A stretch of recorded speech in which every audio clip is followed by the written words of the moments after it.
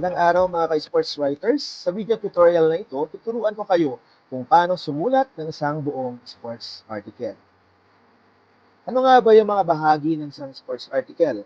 Nariyan ang headline, lead, body, and other details. So, paano sinusulat yung headline?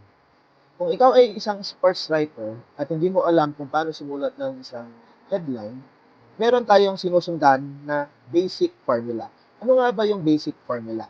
Okay? So, ganito lang siya kasimple. Mag-start tayo sa winner plus present tense ng appropriate verb, kung yan ba ay lopsided or cross game, plus user. Sa Filipino naman, ito yung formula. Mag-start tayo sa nanalo o yung winner plus the past tense of the appropriate verb plus yung natalo. Narito ang mga halimbawa. Team A survives Team B versus do or die matchup.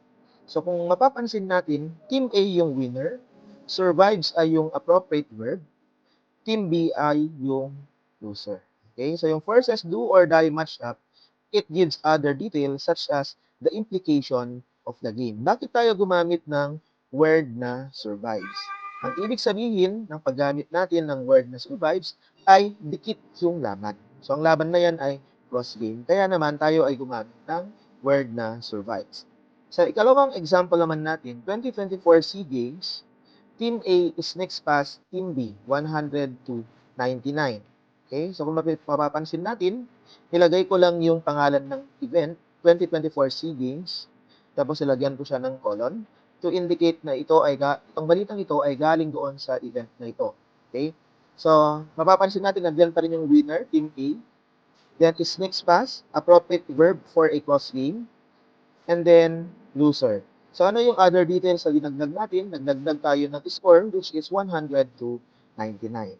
Okay? Pangatlong example is Team A stands Team B in triple overtime, 145 to 144.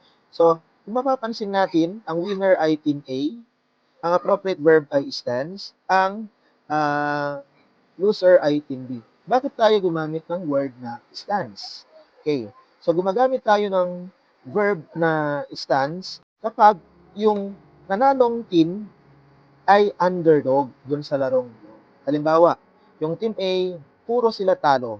Then, tinalo nila yung Team B na puro panalo. Kaya naman, gumamit tayo ng salitang stance. Sa nakaraang video ko, tinuruan ko kayo kung paano gumawa ng isang summary lead. Okay? So, ito yung formula. Who won, how, against whom, by what score, what is the event, when, and where.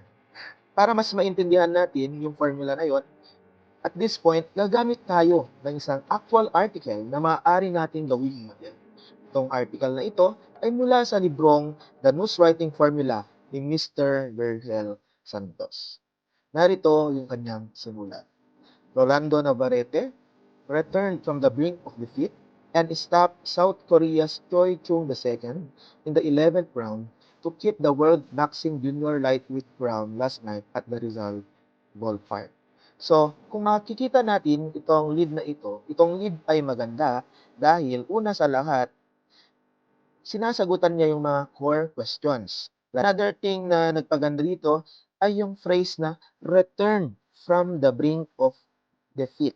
So, dun pa lang sa lead na yun, it introduces conflict and drama right away. Another thing na nagpaganda dito sa lead na ito ay it's concise, clear, and complete, and it gives the reader both the result and the emotional hook.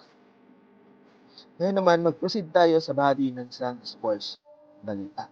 Okay? Ano nga ba yung mga dapat nating tandaan kapag tayo ay nagsusulat ng katawan ng ating sports news? So, unang dapat natin tandaan ay kapag tayo ay nagsusulat ng body, i-arrange natin ito in decreasing order of importance. Ibig sabihin, mag-start tayo sa most important, going to the least important details. Ikalawa, kailangan hanapin natin yung conflict at drama sa ating sports story. Ikatlo, kailangan isulat natin yung significance ng laro at ano yung kanyang implication. At panghuli, syempre, hindi dapat mawala yung mga stats and quotation kung meron bang ibibigay sa inyo later on. Kung i-analyze natin ang pagsulat ng isang sports balita gaya lang din sa pagsulat ng isang news article. Okay? So mag-start tayo sa lead, followed by most important details, going to the least important details. Okay, narito yung halimbawa kung paano sinulat ng writer yung body ng kanyang sports news. Sinimulan niya ito sa pamamagitan ng pagbigay ng climax ng laban. Okay, so paano niya yung ginawa? Ganito. Navarrete caught Choi in the jaw with a short right in a fierce exchange midway through the round. Choi sank to both knees, then toppled on his side, mouth open, eyes glassy. He had struggled to his feet before the count of 10, but was judged with no condition to continue. This describes the climactic moment of the fight, which is the knockout. Okay? Aside from that, it provides vivid imagery and visual slow motion replay for the readers. So kung mapapansin nyo, kahit na hindi tayo nakapanood ng laban, pag binabasa natin yung article, nai-imagine natin. Dahil very vivid yung pag-describe ni Mr. Santos kung ano nga ba yung nangyari dito sa laban na ito. At the punch, the 30,000 strong home crowd watching Navarrete defend his title for the first time rose to its feet screaming. So dito sa part na ito, it captures the crowd's emotional explosion after seeing na nanalo yung kanilang kababayan. And sinundan niya ito ng ganito. As the referee signaled the end for Choi, Navarrete let himself drop on his back to savor the precious comfort of the canvas until his handlers lifted him for a victory ride on their shoulders. He had himself taken severe punishment at the swift hands of the Korean, being in fact knocked down in the fifth round. So dito, nagbigay yung writer ng emotional resolution for the champion. At nilink back niya yung earlier struggle ng champion na na-knock out noong 5th round to remind the readers of the hardships ng champion. Okay? And then, next paragraph, the bout set for 15 rounds brought Navarrete a tax-free prize of $80,000. Choi got half. After nabigay ng writer yung recap ng climax ng laban, dinala niya na tayo sa tinatawag na play-by-play. So, pag sinabi natin play-by-play, ninanarrate nito kung ano yung nangyari sa isang game. Pero take note, hindi naman kinakailangan na ilagay natin lahat ng nangyari sa game. Ilagay lang natin kung ano yung importante na nangyari. Take a look at this example. Navarrete, appearing to start tense, was staggered by a right straight that cut the inside of his mouth. He bloodied Choi's nose, but that was not enough to even the opening exchange. So dito nagpakita si writer ng flashback kung ano yung nangyari sa beginning ng laban. It also marks the transition from outcome to how it happened. Navarrete lost the first 4 rounds and very nearly lost everything in the fifth when a flurry of fists put him down. He crawled towards the ropes and clawed up the strands to get back on his feet. He still looked dazed after the referee had counted 8 and sent him back to the fray. So, dito, makikita natin yung lowest point nung champion kasi naka-experience siya ng near defeat nung siya ay tumumba sa 5th round. So this part of the article builds tension and sets up the eventual comeback of our champion. And then, next paragraph, kung mapapansin natin, maikli lang siya. Sabi niya dito, Choi leaped for the kill, but the blessed bell came. Here, although maiksi lang siya, maganda pa rin yung pagkakalagay sa kanya because this acts as a turning point sentence. It ends the sequence of despair with a flicker of luck and timing.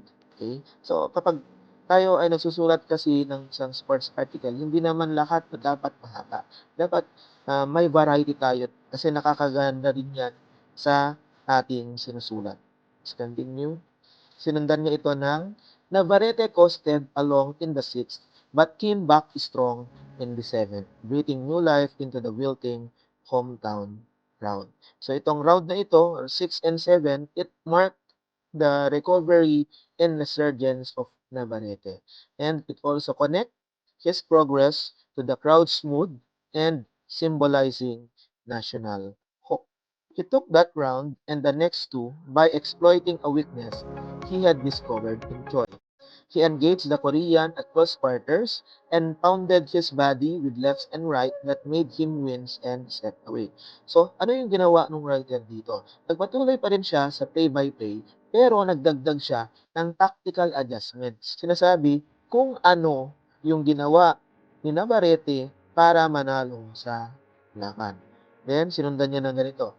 In the 10th round, Navarrete finally got even. Behind in the round, he lunged with a left hook connecting just above the jaw, and followed up with a straight and left. Choi dropped flat on his back. The bell saved him. Dito sa paragraph na ito, makikita natin na patuloy pa rin yung play-by-play at tactical adjustment ng writer.